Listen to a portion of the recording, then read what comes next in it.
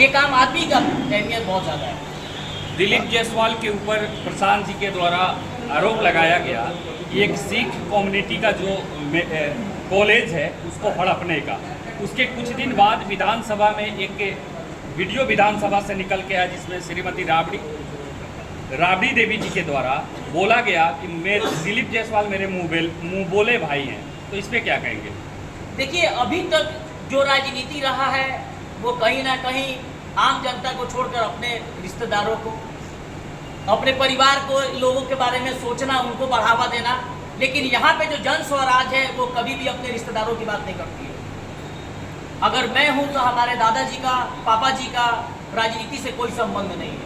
Sir, आपसे एक सवाल रहेगा, क्या बीजेपी की बी टीम राजद है? आप कह सकते हैं जैसे मामा भगना का जो रिलेशन सामने आ रहा है, तो बीजेपी का क्या बी टीम राजद है? इस पे क्या कहेंगे? देखिए, हम इस पर कमेंट नहीं करेंगे। हम ये चीज़ कहेंगे, आखिर कारण क्या है कि अभी तक जो बिहार में सरकार बनती आई है, ए बी को मैं अभी ए बी का आप समझाया। कभी नीतीश जी की सरकार बनती है लालू जी के साथ, अब कभी नीतीश जी की सरकार बनती है बीजेपी के साथ। तो उन तीनों में कैसा गठजोड़ है, कितने टर्म का एग्रीमेंट है, ये तो पार्टी के लोग ही बताएंगे।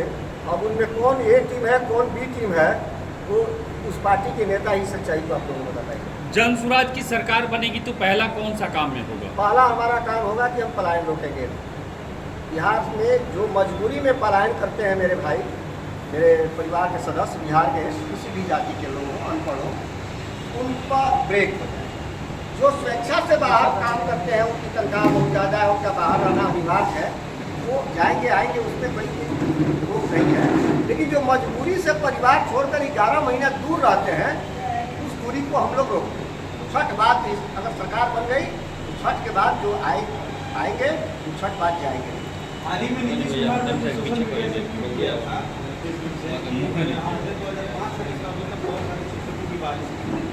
उसके बारे में क्या कहिए? 5% कहते कि बिहार को शिक्षित बना, पहले से नीतीश कुमार पर देखिए, नीतीश कुमार जी अभी जो बहाली का प्रक्रिया तो इधर से बेचारा अब खुला है। और नीतीश कुमार जी तो सरकार शिक्षक की बहाली तो किए, लेकिन वर्तमान विद्यालय और वर्तमान शिक्षा व्यवस्था की क्या स्थिति है, आप इस जिले के रहने वाले हैं, वहाँ जाकर आप देख सकते हैं कि वहाँ शिक्षा व्यवस्था वैसी है ही नहीं कि लोगों को शिक्षित किया जा सके। तो फिर वैसे शिक्षक की बहाली करने से और शिक्षा व्यवस्था पर पैसा खर्च करने से क्या फायदा कि जब हमारे यहाँ के बच्चे शिक्षित ही हो।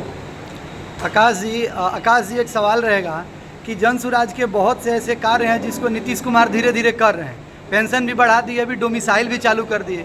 जन स्वराज का एक मुद्दा है कि अगर सरकार बनेगी तो दारू चालू होगा। अगर चुनाव से पहले नीतीश कुमार जी दारू चालू कर देते हैं तो इसको लेकर जन स्वराज के नेता क्या कहना चाहेंगे? देखिए, समय पर जो नेता बदल जाए वो नेता कैसा, अगर उनको शराब के फायदे मालूम होते कि शराब से सरकार को कितना बड़ा फायदा होता है, कितना बड़ा राजस्व आता है, तो वो बंदी नहीं करते। लेकिन अगर अंत समय में अगर वो चालू भी कर देते हैं तो इससे जनता तो इतनी मूर्ख नहीं है, वो समझ जाएगी कि सिर्फ और सिर्फ अपनी सरकार फिर बनाने के लिए वो अपनी बातों से पलट रहे हैं। अगर उन्होंने कोई भी डिसीजन लिया है तो सोच समझ कर लिया होगा, लेकिन उन्हें ये नहीं फायदा समझ में आया कि शराब बंद करने से अगल बगल के राज्य में राजस्व उनका बढ़ गया है और बिहार का राजस्व बहुत ही कम हो गया है। अदर हम पेट्रोल पे दाम बढ़ चुका है, डीजल पे दाम बढ़ चुका है, अदर जो टैक्सेस लग रहे हैं वो सारे बढ़ चुके हैं सिर्फ और सिर्फ शराबबंदी के कारण। एक और सवाल है सर, पूर्वी चंपारण